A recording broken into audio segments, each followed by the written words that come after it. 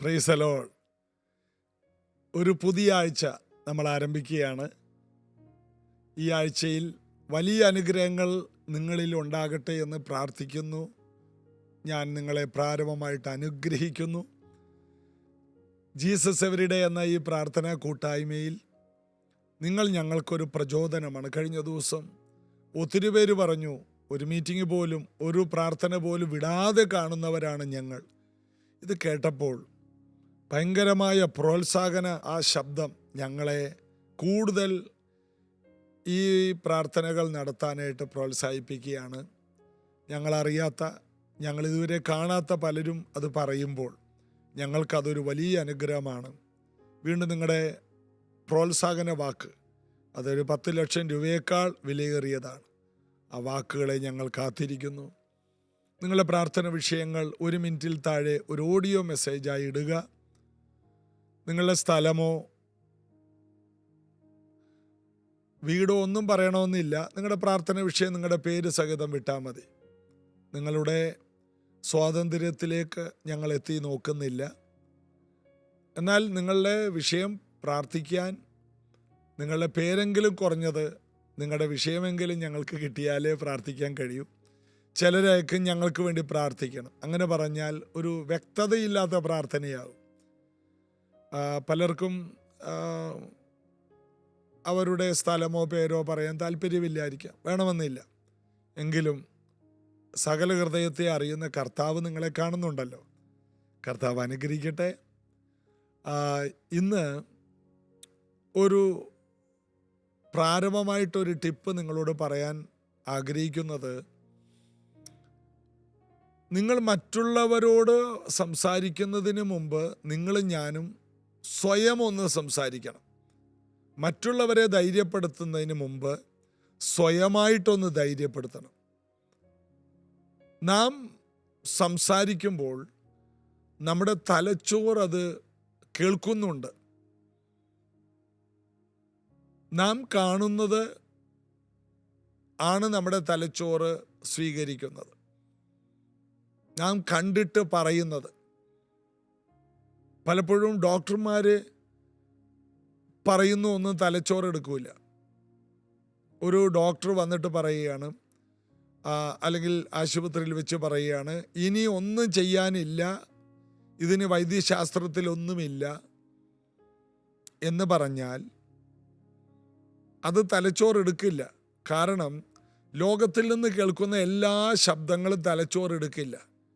എന്നാൽ നാം അതിനെ ഏറ്റുപറയുമ്പോഴാണ് തലച്ചോറ് അതിനെ അംഗീകരിക്കാറുള്ളൂ. അപ്പോൾ അതുകൊണ്ട് മറ്റുള്ളവർ എന്തെല്ലാം പറയുന്നു അത് മുഴുവനും നമ്മൾ വാഗൊണ്ട് പറയരുത്. അതുകൊണ്ടാണ് റോമാലേഖനം 10:9 മുതൽ വായിക്കുമ്പോൾ പറയുന്നു, ഹൃദയം കൊണ്ട് വിശ്വസിക്കുകയും വാഗൊണ്ട് ഏറ്റുപറയുകയും ചെയ്യണം. അപ്പോഴാണ് നമ്മൾ രക്ഷിക്കപ്പെടുന്നത്. നമ്മുടെ തലച്ചോറും ആക്ടിവേറ്റ് ആകുന്നത് അപ്പോഴാണ്. അപ്പോൾ ഡോക്ടർമാർ പറയുകയാണ്, ഇനി നടക്കാൻ കഴിയില്ല. ആ വാർത്ത നാം വായിച്ചു, അത് നമ്മുടേതാകില്ല. അവരത് പറഞ്ഞു, അത് നമ്മുടേതല്ല. എന്നാൽ നമ്മൾ പറയുകയാണ്, ഞാൻ ഇന്ന് മുതൽ നടക്കും എന്ന് പറയുമ്പോൾ നമ്മുടെ തലച്ചോറ് അതിനനുസരിച്ച് നമ്മുടെ മസിലുകൾക്ക് ശക്തി തരുമെന്ന്. അമേരിക്കയിൽ ഒരു യൂണിവേഴ്സിറ്റി നടത്തിയ പഠനമാണെന്ന് ഞാൻ കേട്ടിട്ടുണ്ട്. അതും ഒളിമ്പിക്സിൽ പങ്കെടുക്കാൻ പരിശീലിക്കുന്ന സ്പോർട്സ് താരങ്ങളിലാണ് അവർ ആ പരീക്ഷണം നടത്തിയത്. അതായത് അവരൊരു സ്ഥലത്ത് ഇരുന്നിട്ട് ഒരു 100 മീറ്റർ ഓട്ടക്കാരൻ പറയുകയാണ്, ഞാൻ 100 മീറ്റർ എല്ലാവരേക്കാൾ വേഗത്തിൽ ഓടി 1ാം സ്ഥാനം നേടും എന്ന് പറയുന്ന വ്യക്തിയുടെ മസിലുകൾ അപ്പോൾ മുതൽ പ്രവർത്തിക്കാൻ തുടങ്ങുന്നു എന്നാണ് അവരെ പഠിച്ചപ്പോൾ ഗവേഷണത്തിലൂടെ മനസ്സിലായതെന്ന്. മസിലുകൾ അതുപോലെ ചാർജാകാൻ തുടങ്ങി. ഉടനെ മസിലുകൾ ആ നിമിഷം മുതലേ ചാർജാകാൻ തുടങ്ങി. ഓടാൻ തുടങ്ങിയില്ല, ഓടുവാൻ ഇനിയും മാസങ്ങളുണ്ട്, ട്രാക്കിലെത്തിയിട്ടില്ല, കൂടെയുള്ളവരൊപ്പം കുനിഞ്ഞു നിൽക്കുന്നില്ല, വിസിൽ മുഴങ്ങുന്നില്ല. എന്നാൽ അതിനേക്കാൾ നാളുകൾക്ക് മുമ്പ് ഒരു കസേരയിൽ ഇരുന്നു കൊണ്ട് പറയുകയാണ്, ഞാൻ ഒന്നാമത് ഓടി മുൻപിലെത്തും എന്ന് പറയുമ്പോൾ അപ്പോൾ മുതൽ മസിലുകൾ അതിനനുസരിച്ച് പ്രവർത്തനം ആരംഭിച്ചു കഴിഞ്ഞെന്ന്. ഇതെല്ലാം ബൈബിൾ എന്നേ പറഞ്ഞാണ്. നാം പറയുന്നതാണ് നാം പറയുന്നത് പോലെ സംഭവിക്കുന്നു. ഒരുവൻ ഹൃദയത്തിൽ സംശയിക്കാതെ താൻ പറയുന്നത് പോലെ സംഭവിക്കുമെന്ന് പറഞ്ഞ് മലയോട് പറഞ്ഞാൽ മലയും നീങ്ങുമെന്ന്. അപ്പം മല മാത്രമല്ല, ആദ്യം നീങ്ങേണ്ടത് നമ്മുടെ മനസ്സിൻ്റെ ചില നെഗറ്റീവ് കാര്യങ്ങളാണ്. ആദ്യം മലയെ മാറ്റുന്നതിന് മുമ്പ് നമ്മൾ നമ്മെ ഒന്ന് മാറ്റണം. നിനക്ക് മലയെ മാറ്റാൻ കഴിയും, നിനക്ക് വിജയിക്കാൻ കഴിയും, നിനക്ക് ഏറ്റവും നല്ല മാർക്ക് സ്വന്തമാക്കാൻ കഴിയും, നിനക്ക് UK അല്ലെങ്കിൽ US പഠിക്കാൻ കഴിയും, നിനക്ക് ഇന്ന കാര്യം നിന്റെ കുടുംബത്തിൽ ആരും ചെയ്തിട്ടില്ല, നിനക്ക് ചെയ്യാൻ കഴിയും എന്ന് ഞാൻ എന്നോട് പറയുന്ന കാര്യമാണ് ഈ പറഞ്ഞത്. നിനക്ക് 100-ാം വയസ്സിൽ ഇന്നത് ചെയ്യാൻ കഴിയും. ഞാൻ കഴിഞ്ഞതിൻ്റെ മുമ്പത്തെ വർഷം ഡേവിഡ് ഒയിഡിപ്പോ എന്ന ദൈവദാസൻ്റെ നൈജീരിയയിലുള്ള ചർച്ചിൽ പോയി. 3000 ഏക്കറിനകത്ത് അദ്ദേഹത്തിന് 2 യൂണിവേഴ്സിറ്റി തന്നെയുണ്ട്. അദ്ദേഹത്തിൻ്റെ ചർച്ചിൽ അന്ന് 50,000 പേർക്ക് ഇരിക്കാവുന്ന ചർച്ചാണ്.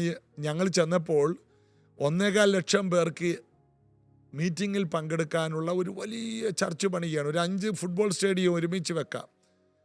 അദ്ദേഹത്തിൻ്റെ മരുമകൻ ഞങ്ങളെ ഒരു വണ്ടിയിൽ, കുറച്ച് ദേവദാസന്മാരെ ആ ചർച്ചിനകത്ത് കാറിനകത്ത് ഇങ്ങനെ ചുറ്റിക്കറക്കി. ഞെട്ടിപ്പോയി. 3000 ബാത്റൂമുണ്ട്. 79 വയസ്സുള്ള ഡേവിഡ് ഒയിഡിപ്പോ അദ്ദേഹത്തിൻ്റെ ഓഫീസിൽ ഇങ്ങനെ എഴുതി വെച്ചിട്ടുണ്ട്, അടുത്ത 27 വർഷത്തിന് ശേഷം അദ്ദേഹം ചെയ്യാൻ പോകുന്ന, ഏകദേശം 100 വയസ്സിനപ്പുറം അദ്ദേഹം ചെയ്യാൻ പോകുന്ന കാര്യം എഴുതി വെച്ച് താൻ അത് പറയുകയാണ്. തനിക്ക് ഒരു ഓഫീസുണ്ട്, തനിക്കൊരു പ്രെയർ റൂമുണ്ട്, തൊട്ടപ്പുറത്ത് ഒരു തിങ്കിങ് റൂമുണ്ട്, ചിന്തിക്കുവാൻ, നാളെയെക്കുറിച്ച് ചിന്തിക്കാനുള്ള തിങ്കിങ് റൂമുണ്ട്. നിങ്ങൾ അറിയണം, നാളെയെക്കുറിച്ച് ഇതുപോലെ പ്രോഗ്രാം ചെയ്തവരെല്ലാം അതിലെത്തുകയാണ്. അദ്ദേഹത്തെ പ്രോത്സാഹിപ്പിക്കുന്നത്, അദ്ദേഹത്തിന് പ്രചോദനമായത് കെന്നത്ത് കോപ്ലാൻഡാണ്. അമേരിക്കയിലെ കെന്നത്ത് കോപ്ലാൻഡ് 1500 ഏക്കറിൽ അമേരിക്കയിൽ സ്ഥാപിച്ചിരിക്കുന്ന കെന്നത്ത് കോപ്ലാൻഡ് ചർച്ചിൽ ഡേവിഡ് ഒയിഡിപ്പോ നൈജീരിയയിൽ നിന്ന് സ്വന്തം വിമാനത്തിൽ പറന്ന് കെന്നത്ത് കോപ്ലാൻഡ് എന്ന ദൈവദാസന് സ്തോത്ര കാഴ്ച കൊടുക്കാൻ, ദശാംശം കൊടുക്കാൻ അവിടെ ചെന്നിട്ട് തിരിച്ചു വരുമെന്ന്. കെന്നത്ത് കോപ്ലാൻഡും അതുപോലെയാണ്. അദ്ദേഹത്തിൽ നിന്നാണ് ഈ ധൈര്യമെല്ലാം കിട്ടിയത്. അദ്ദേഹത്തിന് 85 വയസ്സിലധികം പ്രായമുണ്ട്. അദ്ദേഹം പറഞ്ഞു, എൻ്റെ മുടി നരക്കാൻ പാടില്ല.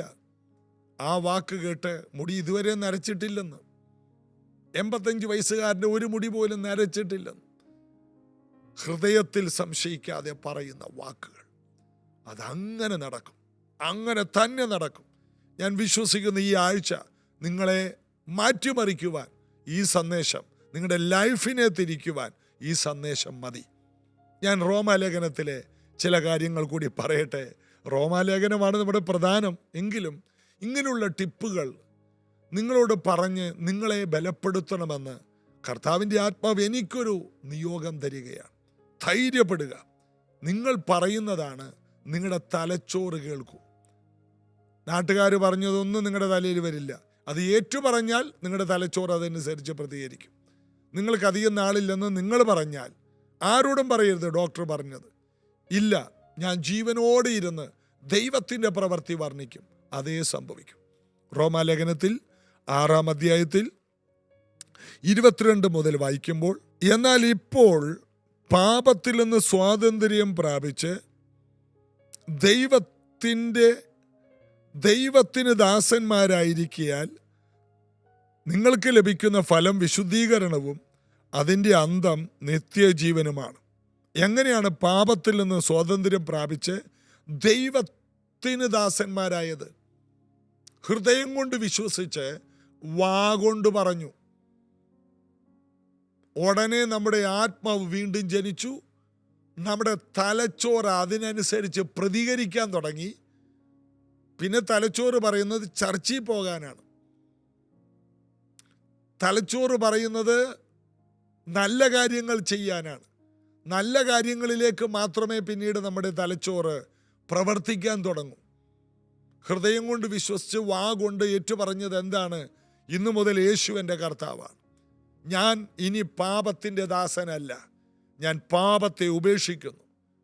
ഞാൻ യേശുവിന് വേണ്ടി ജീവിക്കുന്നു എന്ന ഒരു തീരുമാനം നിങ്ങളെ നീതിയുടെ പാതയിലേക്ക് നയിക്കുവാൻ നിങ്ങൾക്ക് തന്നെ കൊടുത്ത ശക്തിയാണത്.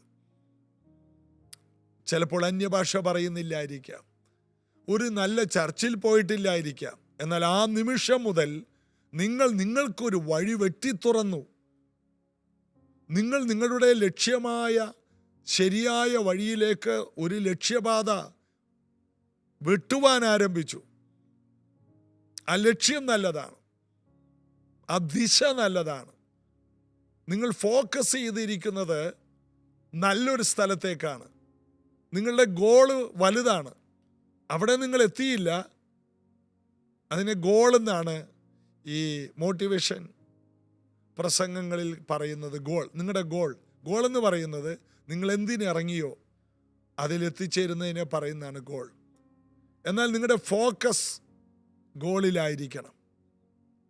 ചില ടീമുകളുണ്ട്, നന്നായിട്ട് കളിക്കും. ഉദാഹരണത്തിന് സ്പെയിൻ എന്ന രാജ്യം നല്ല കളിക്കാരാണ്. മെസ്സി പോലെയുള്ള നല്ല കളിക്കാരെ വാർത്തെടുത്ത ടീമുകൾ അവിടെയുണ്ട്. സ്പെയിനിലെ കളിക്കാർ ഭയങ്കര പാസിംഗ് ആണ്, കണ്ടു നിൽക്കാൻ രസമാണ്. അവരുടെ കയ്യിൽ നിന്ന് പന്ത് പോകത്തേയില്ല. അവരിങ്ങനെ അങ്ങോട്ടും ഇങ്ങോട്ടും തട്ടിക്കൊണ്ടേയിരിക്കും. എന്നാൽ ഈ ജർമ്മനിയിലെ കളിക്കാരെ ശ്രദ്ധിച്ചിട്ടുണ്ട്, അവർക്ക് വലിയ പാസിങ്ങും പരിപാടിയൊന്നുമില്ല. എന്നാൽ വല്ലപ്പോഴുമേ അവരുടെ കയ്യിൽ പന്ത് കിട്ടിയാൽ അവർ ഗോൾ അടിച്ചിരിക്കും. അവർ ഫോക്കസ് ചെയ്യുന്നത് പാസിങ്ങിലല്ല, അവർ ഫോക്കസ് ചെയ്യുന്നത് കലാപരമായി പന്ത് കളിക്കാനല്ല, അവർ ഫോക്കസ് ചെയ്യുന്നത് ഗോൾ അടിക്കാനാണ്. അപ്പോൾ ഫോക്കസ് ചെയ്യുന്നതാണ് നമുക്ക് കിട്ടും. സ്പെയിനിലെ കളിക്കാർ ഫോക്കസ് ചെയ്യുന്നത് കലാപരമായി പന്ത് കളിക്കാനാണ്. ഇവിടുന്ന് അയാളിടുന്നു, അയാൾക്ക് മറ്റേയാളിടുന്നു, അവരുടെ കയ്യിൽ നിന്ന് ആർക്കും പന്ത് കിട്ടുന്നില്ല. നമുക്ക് പന്ത് കളി കാണുന്നവർക്ക്, പന്ത് കളി ഇഷ്ടമുള്ളവർക്ക് അത് കണ്ടു നിൽക്കാനായിട്ടൊരു സുഖമാണ്. എന്നാൽ ചില രാജ്യക്കാർ, അവർക്ക് കളിയുടെ കലയൊന്നുമില്ല, അവർ ഗോളടിച്ചിരിക്കും.